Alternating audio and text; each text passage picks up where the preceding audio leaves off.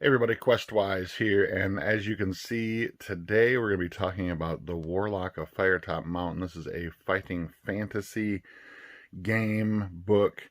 These came out in 1982, I believe, by Puffin Publishing. They were this really cool way of incorporating things like choose your own adventure and a role-playing game into one. They were written by Steve Jackson and Ian Livingstone, sorry, which I believe wrote most of them, if I remember right. It's been a long time since I've played the original, and I actually found this copy. This is the Scholastic edition that I found at a local merchandise outlet store, and I had to bring it home with me. It was like a piece of my childhood uh, brought back to life. And so today, what I want to do is I want to do a little bit of an example of gameplay. We're going to create a character. We're going to go through a few pages. I don't want to do the whole thing in case you haven't played it before, or maybe you just want to replay it, like I've been doing. I don't want to show you the whole thing, and so I'm just going to show you a few examples of some pages and maybe fighting a creature, making some tests in the game. And then what I want to do at the end of this video is I want to show you how I've hacked it a little bit by using the Advanced Fighting Fantasy quick start rules in order to continue the adventure and use the rules for this fighting fantasy to play your own solo adventures and continue on outside of the book itself. So let's begin. I've created a character sheet already. I've used an index card here. I have all the stuff. In this game, if you don't know anything about this game, like I said, it is kind of a combination of choose your own adventure and a role-playing game. You're going to make a character, and the equipment and stuff that you have, the attributes that you have, are going to factor into the story being told. In this game, you only have 3 attributes. You have skill, stamina, and luck. Skill is basically everything you do. Is boiled down into your skill attribute, and I found that really interesting. I find it really refreshing because it works really well. And in things like Advanced Fighting Fantasy, which was a game published much later, it uses the same core concepts of this, but expands it and gives you things like skills, gives you the ability to use magic and such as well too. But I really enjoy, extremely enjoy the fact that they've boiled everything down into just a skill attribute. It's sort of refreshing, and I found it to be very fun to sort of expound upon that as you're playing the game and use your imagination as to what your skill attribute means when you're trying to do something. Stamina is basically your hit points. That's how much damage you can take before you're knocked out or removed from the game or you lose. And luck is an attribute which you can use to do a number of different things. You can reduce damage that you take from a creature. You can also use it to do more damage to a creature, but it's a fluctuating total that kind of changes throughout the game. Every time you use luck, or you test your luck in order to do something like do more damage to a creature, it's reduced by 1. And then throughout the game, at least throughout the book, there are ways when you do stuff and encounter things that your luck is increased as well too. Equipment will play into some of this a little bit as well too. And then we have provisions. Provisions are important because they can be used. It's like food, trail rations. And you can use those to regain some of your stamina later in the game as well too. When the game tells you that you're able to rest and partake of some of your provisions, you can gain back some stamina. And then gold, as any good fantasy game is, you're collecting and looking for treasure. So let's, I guess I should give you a little bit of overview of how the game works as well too. You're using 2 6-sided dice. You roll these, add your skill to that, and most times in the game, if you're testing your skill to do something, it'll tell you what you need to succeed. and when you're fighting against creatures, I've got it separated here. We'll use the white for the hero and the red for any creatures, but you'll roll both of these, and whoever gets the highest total wins that particular fight. First, we need to make a character. So, in the very back of this book are the game rules of how to create a character and how the game actually works. And it's very short. It's not like maybe 6 pages of rules. The rest of this is the story and sort of the choose your own adventure aspect of the game. So first it says that we need to determine our initial skill, stamina, and luck. So for skill, we'll roll 1 die and add 6 to the total and enter it into our skill sheet. So we'll do that now. So we got 4, we add 6, that's going to give us a skill of 10. Okay.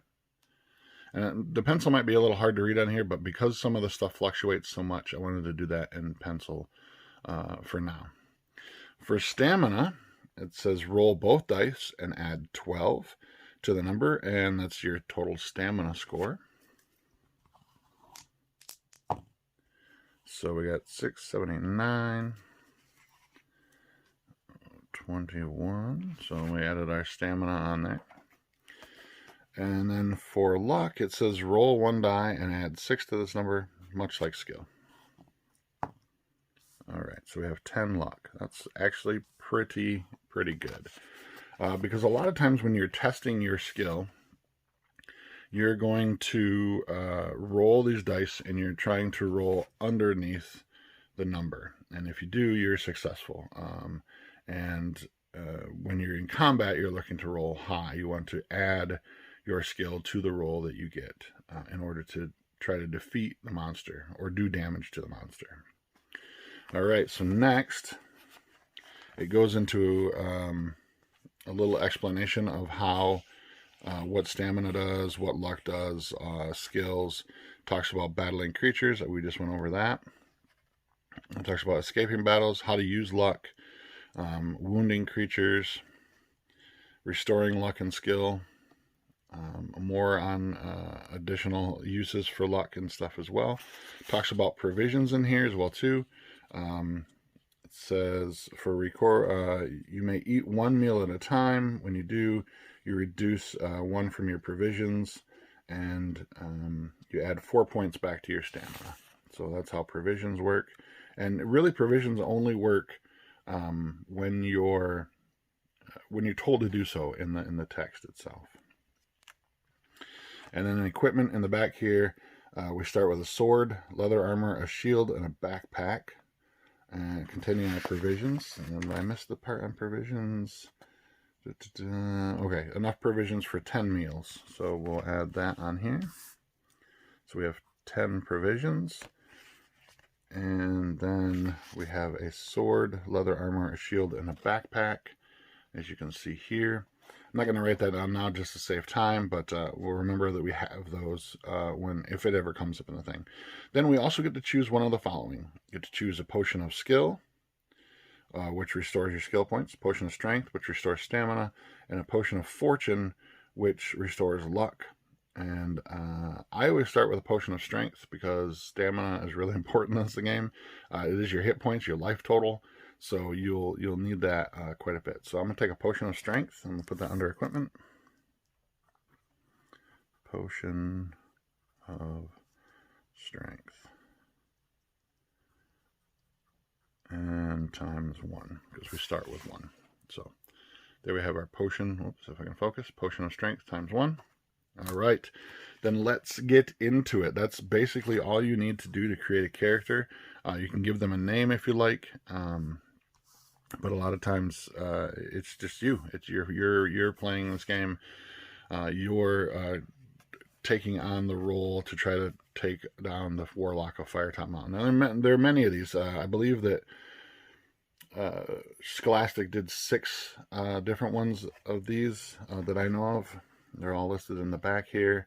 I haven't yet tracked down the rest of these yet, but I definitely will, because this is so much fun. It just very nostalgic. It brings back a lot of A lot of great memories. One of the memories I have of this game, not so much the book itself, but when I was in high school, I believe it was my freshman year, a friend of mine, during lunch hour in the library, had brought in some graph paper and a box full of miniatures and some dice, and we set up, and he used the rules from Fighting Fantasy in order to run us through a dungeon.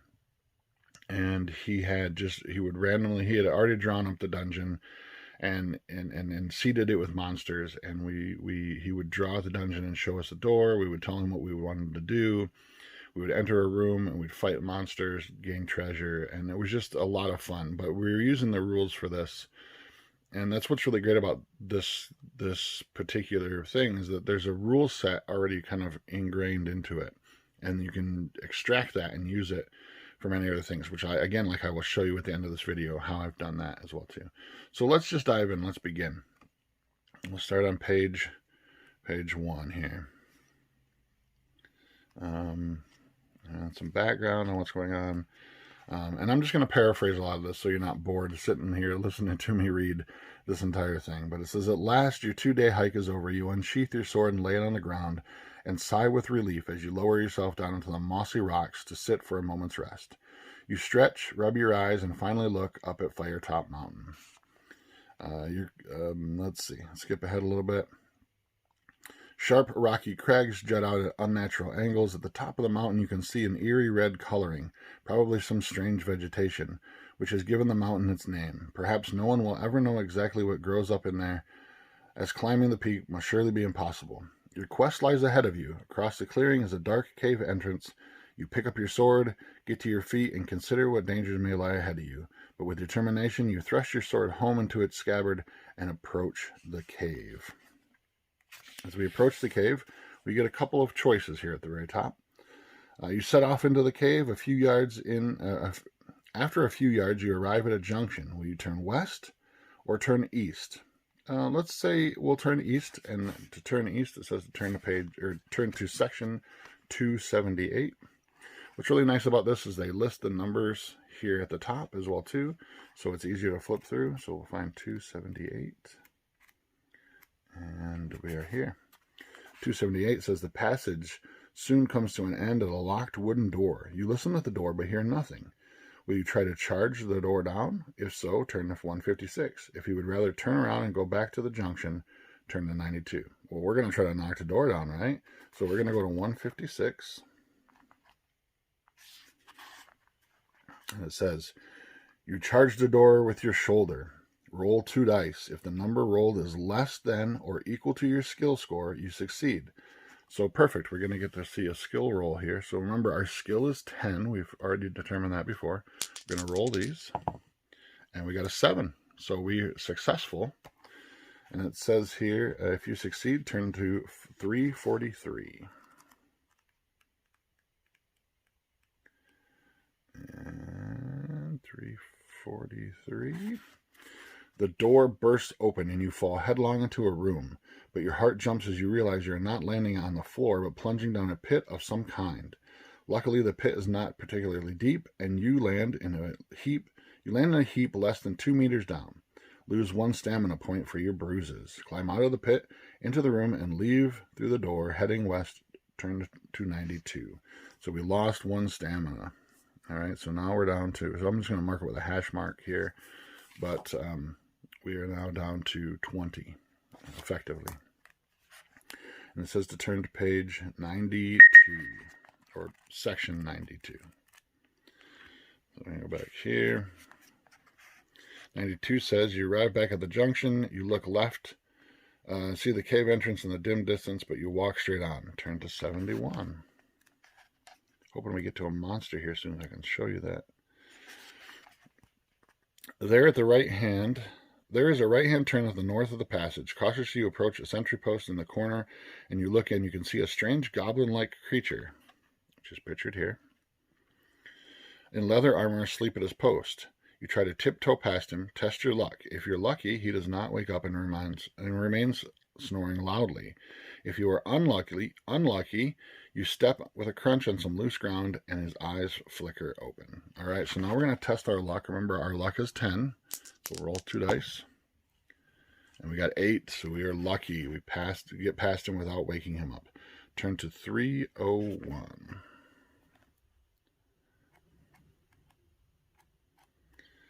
And we'll just do a couple more of these, but give you an impression.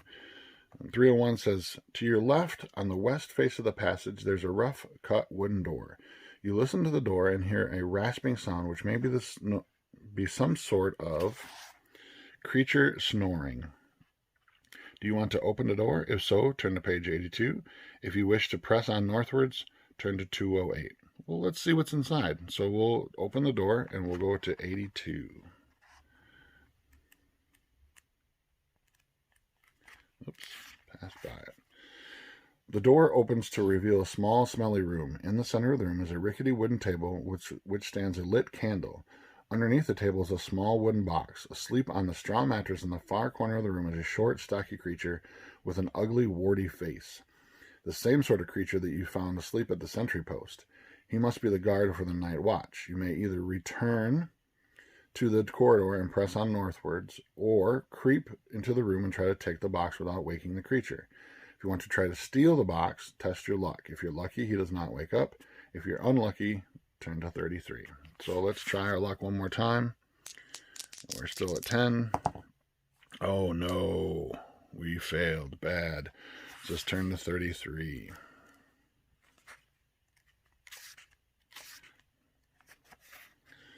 "33 says, the sleeping creature awakens startled. He jumps up and rushes at you, unarmed. With your sword, you should be able to defeat him, but his sharp teeth look rather vicious. You may escape through the door, turn to 320, or stand and fight the orc who is attacking you. So in this here, if we're going to try to fight the orc, here are his stats. So his name, the creature's name, his skill, and his stamina. So what we're going to do is we're going to record on a piece of paper the encounter. And what I like to do too as well is I like to write down the section number that I'm at, because sometimes it gives me a reminder of places I've been and the creatures that I've fought. So I'm going to put down here, I'm going to put 33, and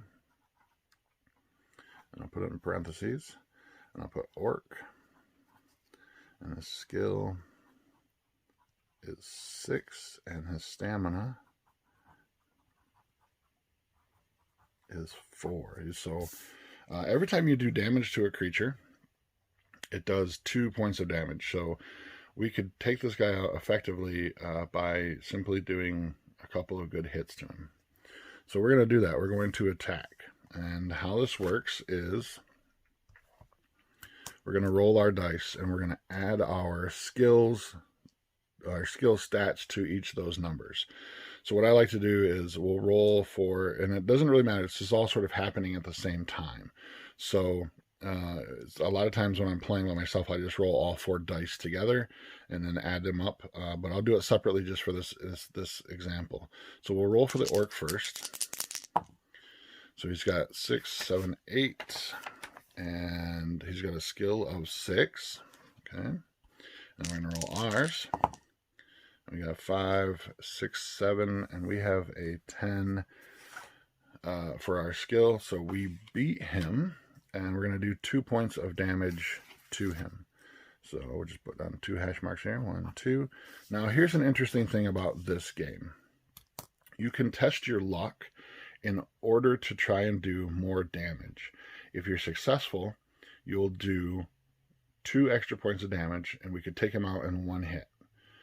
If we fail, we only do 1 point of damage to him. So it means that he only takes 1 point instead of the 2 that we just did. All right, so what we're gonna try it. We're gonna show you how this works. So our luck is 10, which is great because it's pretty easy. The odds are in our favor, and we got a 6. All right, so we were able to test our luck successfully, and we were able to take him out with 1 hit, 1 blow. But because of that, we have to deduct 1 from our luck score. So it actually goes down to 9. I'm just going to erase that and actually write it in. Because this will fluctuate a lot during this game. Your luck score will. So we're actually down to 9 luck. So next time we test our luck, it's going to be less. It's going to be a little bit more difficult to do it. You're kind of pressing your luck, as it were, and so it gets a little bit more difficult. But there are ways to increase your luck throughout the text of the game, as well as if we had taken a potion of luck, it would have, we could drink it to restore some luck as well too. But that's just a quick look at how this game works. Like I said, I don't want to show you too much because I want you to enjoy it yourself, or go back and revisit it again if you haven't in a long time. I found these on Amazon. I did look them up. You can find them on Amazon. I'm sure there's a lot of other places you can find them. Your local friendly bookstore should be able to, if they don't have them, they should be able to order them for you as well. But really, it's so much fun to just come back to this kind of stuff.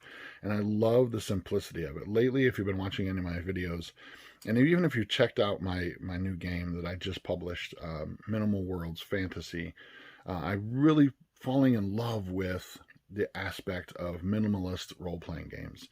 I feel like the older that I get, I just don't have... I love to read RPG books, but I'm really starting to not enjoy tumbling through massive tomes of rules and learn lots of crunchy stuff. I mean, there are times that I do. There are times that I really want crunch and I really want rules with lots of density to them. But there are a lot of times that I just want something simple. And here's how I expanded this a little bit. This is how you can take the rules from this book and expound upon them and use them in your own solo games. So what I've done is, when I was at GaryCon a couple of years ago, was it last year? Yeah, because they canceled it this year because of COVID. So it must have been last year. I picked up one of these, and this is great.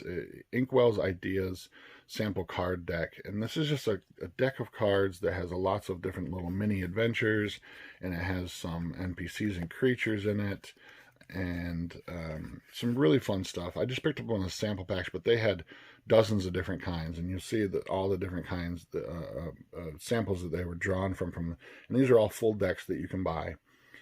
So check them out if you really like this idea. Inkwell's Idea card packs, really nice. The illustrations are beautiful. There's some magic items in there and a lot of adventures, and not just for fantasy, but they have decks for science fiction and stuff as well too. They're all sort of some of them are geared for, like, a D&D 5e, but a lot of them are sort of just system agnostic as well. So I took one of the cards out of that I thought was really interesting, and I drew some inspiration from this. This is like a monument of a giant hand that is actually a dungeon inside of it. It's like a tower. So I was going to use that idea to start my first adventure off. And what I did is I made some notes in my notebook on how I'm going to structure this game. So what I've decided is that this tower is the remnants of a dead god. This is his hand sticking, what's left of him sticking up out of the ground. And a cult has arrived, and they've taken up residence in the tower, and they seek a way to resurrect him. So they're searching for a magical way to resurrect this dead god who's buried beneath the earth. So they've sort of taken up residence and built a stronghold out of the inner workings of his hand here. So that's kind of the basis of our adventure. Way it's going to work is that I'm going to create this character, much like I did here, using the rules from Fighting Fantasy, and then I use that character to explore this tower. To do that, I decided that every time I enter a room, I would roll a die, and on a 3+, I would have an encounter, which I've detailed up here above. We'll talk about that in a second. And every time I find a room or clear a room out of an encounter, on a 5+ and a roll of a 1d6, I would find some treasure, and I detailed out the treasures were here. So I made some random charts. So for encounters, I've added some cultists several times, an acidic ooze, a ghost, some skeletons. I figured if they're sort of necromancers, and so they'd be using the dead that they found here maybe to have skeleton soldiers. There's some fanatics, which I based upon the barbarian in this book, and several other things. There's some guard dogs and stuff as well. And I've given them all stats as well too, kind of based out of this and kind of just based out of what I felt was right. And some of them vary, because a lot of times in this book, as you're playing through, you'll see that you'll encounter 2 orcs or 2 goblins or 2 dwarves or something like that, and they'll have different stats. So the first orc might have a skill of 6 and a stamina of 4, and the second one might have a skill of 5 and a stamina of 7, right? They kind of vary it up to keep it a little bit more interesting. So I did that here as well too. So as you can see, the first cultist has a skill of 5, a stamina of 5. This cultist has a skill of 6, a stamina of 5. This cultist has a skill of 5 and a stamina of 4. So I've varied it up a little bit. So when you're rolling, it's not the same creature you're fighting every time. It gives a little bit of variance to it as well. For treasures, I've added some stuff. I've added the traditional potions of skill and strength and fortune, which is the skill potion. I've also added a potion of invisibility, which they talk about in here. Again, you'll encounter that eventually. Some gold, a magic shield, which gives you an additional +2 stamina, a magic weapon, which adds +1 to your skill if you find it. And so I've just sort of created this on the fly, feeling out these rules and how they work, and deciding, kind of using my imagination of how maybe a magic weapon will work. I threw another one in here as well too. This magic weapon actually gives you a +1 to your luck skill, so it gives you a little bit of a bonus. So there's a little bit of variation of magic in here and stuff as well too. But that's kind of how I was using these rules to extract this adventure and actually use it to run some adventures outside of the book and just do some solo RPGing as well. So one of the other things I want to show you today, and I've talked about this before on my channel, but this is the Deck of Many Dungeons. And this is a product that I found on Drive-Thru Cards. I believe maybe it was mentioned on Facebook that I was first introduced to it. But this is a deck of cards that you can buy, and I'll put a link down below as to where you can get these because they're really awesome. It is a deck of cards, 52 in this deck. And just like a deck of cards, they're all broken down by suit, and they have dungeons on them. So the aces are all your entry points into the dungeon. The kings are all sort of the end points of the dungeon as well too. So this is sort of the end of how the dungeon works, or how the dungeon ends. There's also several cards in here as well too of random names and random treasures and items, NPCs that you might encounter and stuff as well. These are kind of geared towards 5th edition, but it's really easy to just drop these kind of rules in there and use what you find on here to, using these rules to add to this as well. So through here are a variety of different rooms, so you're going to just shuffle these up and randomly draw one. I'll do that real quick. So we'll say that this is our entry point. Here we see we have a large room with some stairs descending down into and several passageways leading off.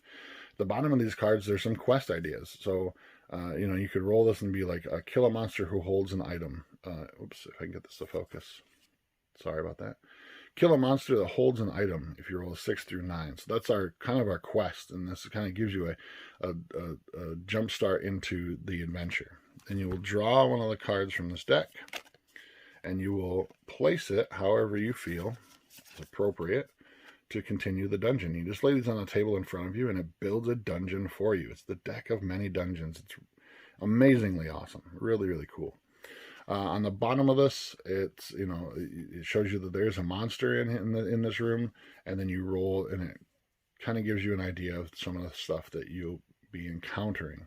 So 2 through 8, there's nothing, and it's kind of based upon the PC's level as well. But you can roll on this whole thing if you want. It get tougher as the monsters go down. And like I said, again, this is geared towards 5th edition Dungeons and Dragons, but using the rules in this book, it's easy to tool up a creature really quickly. So say we run into a bugbear. We give him, he's a little tougher than an orc, so we'll give him, but maybe they're not as smart. So we'll give him a skill of 4, but a stamina of 8. So a little tougher to defeat, but he's not quite as good. He's not quite as smart in using a weapon.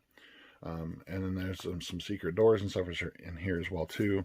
But I highly recommend picking up a copy of the Deck of Many Dungeons if you want to try to expound upon the rules in these books and further your solo role playing experience as well too. So that's a quick look at Fighting Fantasy, the Warlock of Firetop Mountain, and a little bit of a way to expand upon your solo experience using the simplistic, minimalistic rules found in this book. I'll also put a link down below for the PDF on DriveThruRPG for Advanced Fighting Fantasy. I believe it's called the Quick Start Rules, maybe, or the Beginner's Booklet or something. But it shows you a quick look at how they took these rules and expanded upon them a little bit by giving you skills and the abilities to use magic and such as well. Until next time, I'm Questwise. Game on and stay safe, my friends.